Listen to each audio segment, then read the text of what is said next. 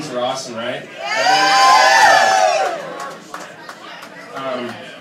This goes out to everyone who's ever thought they didn't flush when, they probably. I was taking a shit the other day when I heard someone marching up to the bathroom. Are you taking a shit? Said Dustin.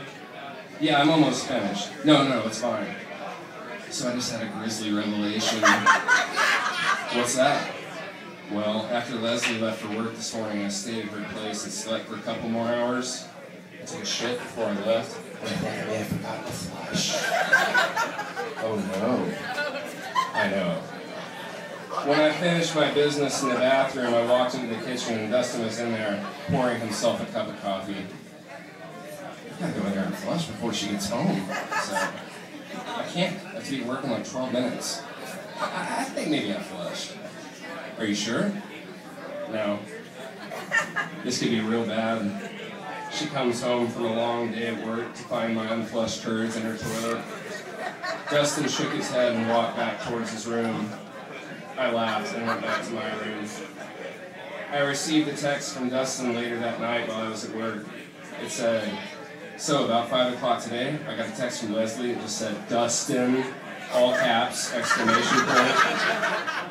Turns out, I left the turds. Sad face. I received another text about 5 minutes later that said, she's probably going to break up with me. I told Dustin's tale to my co-workers while we were drinking shift beers later that night. My friend Megan had a tale of her own. My roommate from college has a pretty similar story. Who is she? Said Counsel.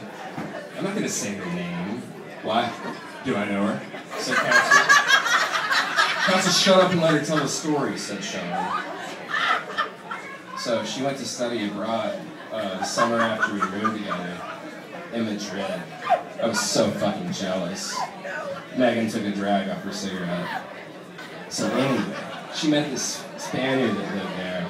He was a sculptor and apparently had this really sweet loft apartment. So they meet at a club and he asked her out or whatever. And they made plans to go on a date. So they went on a date. It sounded like the most fucking romantic date imaginable.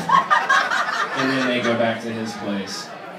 She stayed over, but they didn't have sex. She said it was really sweet, though. They, just made out and stayed up real late talking.